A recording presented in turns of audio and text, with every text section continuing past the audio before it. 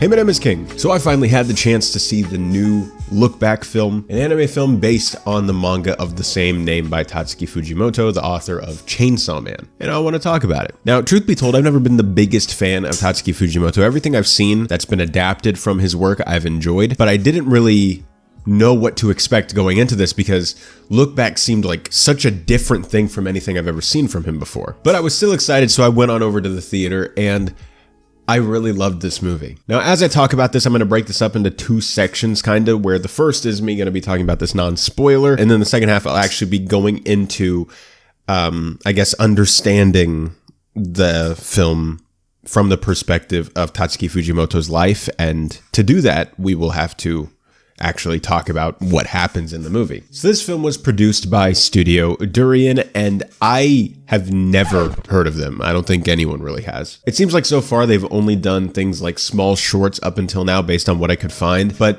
they knocked this out of the park. Straight from the get-go, their first decision, hiring Kiyotaka Oshiyama, the director of the film, that was an amazing choice. Now, if you don't know who Kiyotaka Oshiyama is, he is primarily a key animator from what I could find, but he has directed episodes of anime before, and he mentions in the interview that plays after the film that he did a lot of the key animation in this film himself. He wanted it to feel like an indie project and feel like the art was progressing with the characters, and you see that where the art kind of matures and changes as it grows, while it's still imperfect because it's made by a human. Oshiyama goes on to say that he really wanted to highlight what art can be when it's made by a human rather than being made by AI, which is something that we're seeing now in the creative space. Which I guess makes this film an even more overtly pro-human, anti-AI piece of work, which makes me love it all the more. And like I said, the animation develops with the characters as it goes. As the characters age up and mature, so does the animation. But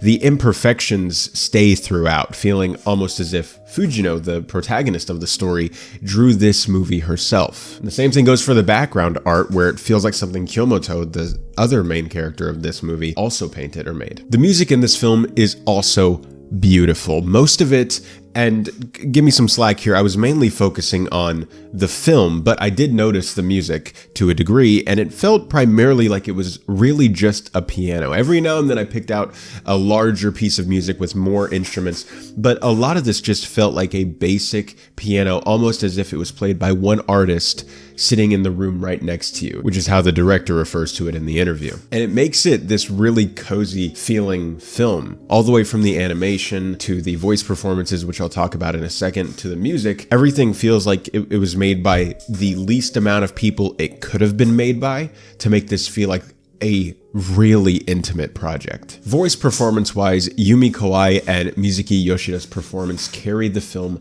right along with the animation and the music. And the voice acting is perfect in the film because Yumi is playing Fujino and she's relatively new to the art, and that's what the director liked about it, is because there was this kind of unrefined sound to her voice. And Mizuki, on the other hand, who plays Kyomoto, she has been in this space, but the director said that he didn't want her to rehearse that often because she has this natural anxious sound in her voice that was perfect for the character. And so a lot of her line reads were being done on the day in the booth rather than recording them herself beforehand. Now I gotta get to my one big problem with this movie, and that's that I was freaking hungry. I had ate SpaghettiOs before this, and I thought that I would be fine. But about 40 minutes in the movie, something really major happens that shifts the entire direction and feel of the movie, and the movie goes silent, like quiet, no music, no nothing. You could literally hear the movie next door playing. It was that quiet, and it kind of took me out from the moment because my stomach is like trying not to growl. I'm flexing my stomach for like 20 minutes, and then every now and then you'll hear the little. It was awful. I hated it. Terrible movie. But other than that, I thought this was a beautiful film, beautifully made film, and I really appreciate the intimate aspect of it, where I don't even know if that was intentional other than the key animation part where Oshiyama was talking about doing that specifically, but every other aspect feels like it was made by as few people possible to get this point across. All right, we're gonna get into the spoilers now. The big thing that everybody's talking about this, whether that's from the manga or now with the anime film, sorry, my chair, I need to like oil it or something, is that this film is basically a biography of Tatsuki Fujimoto. And the most overt stuff is like the character names like Fujino, Kyomoto, you put them together, what do you have?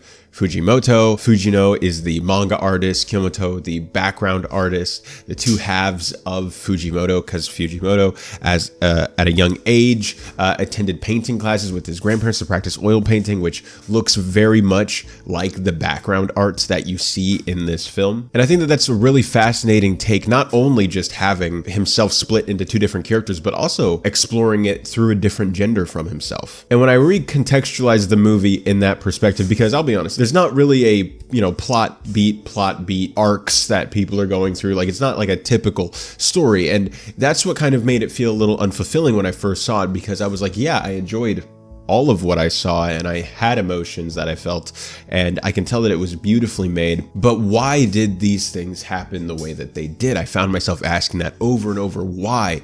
Why does Kyomoto die? But then doing some research on Fujimoto, is this a commentary on the abrupt death of an inner part of Fujimoto by focusing solely on manga creation? Is this a part of himself that he feels like has died? I've also seen people say that Kyomoto is a reference to the Kyoto Animation arson attack that happened a few years ago, because this manga came out after that. So maybe it's also a commentary on that. And so when I put it in this perspective, it really felt like Fujimoto was looking back on his life and on the choice to pursue purely manga creation and trying to see what it would have looked like if he pursued a different route. And that's where the titular look back in the film takes place, where Fujino, rips up the comic strip that she drew on that inspired Kyomoto to come out, and it goes under the door, and then it cuts to a younger Kyomoto seeing it. Then you get this huge time skip where she's in college and she's pursuing oil painting,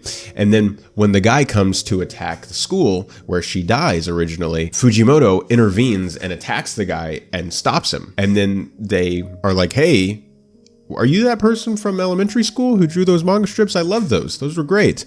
Maybe we can do something in the future. And then it goes back to where the reality really is. And so is this Fujimoto thinking that maybe if he pursued purely oil painting or another facet of his imagination, that maybe he still could have ended up also pursuing manga, but the way he's gone now, he feels like maybe that part of himself has died, or at least is very subdued. And like I said, I'm not the biggest fan of Fujimoto, and also there's not that much stuff out about him, so I'm kind of adding a bunch of interpretation to this based on what I do know, based on what's in this movie, and then going.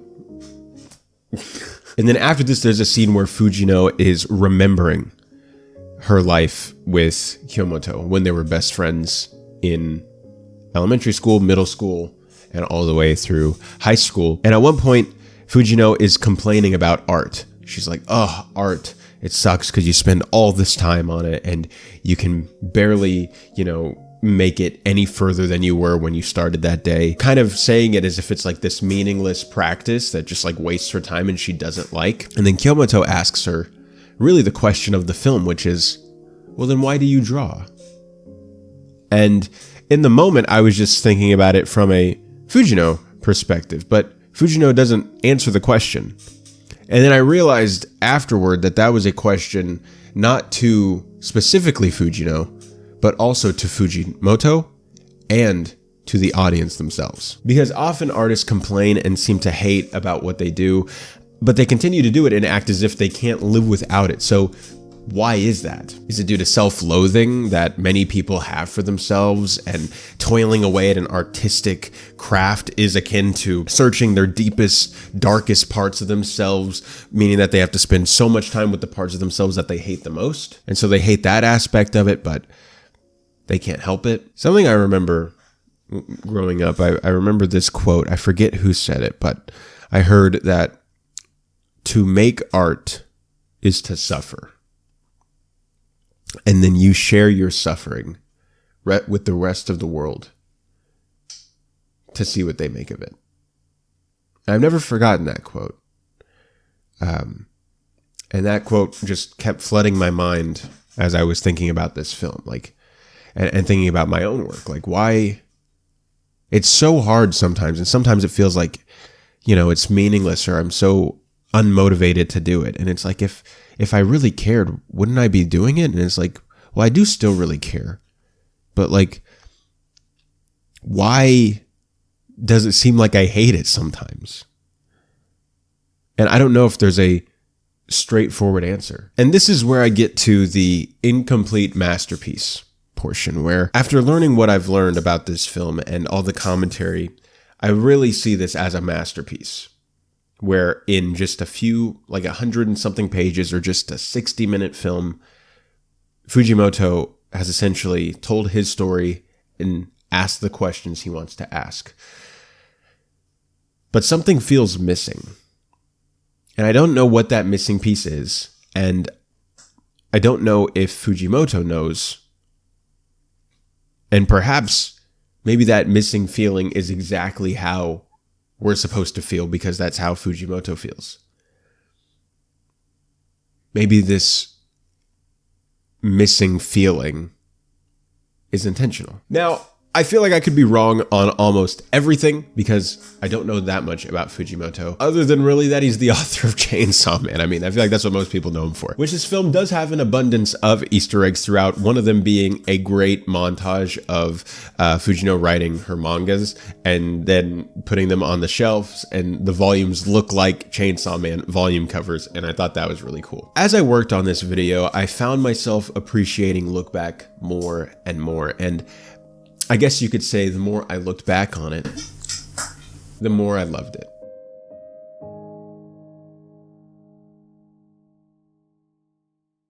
Oh, by the way, that video where I do explain where I've been, that is coming. I know I said that 3 weeks ago in that Saturday video, but it's coming. I swear. I swear!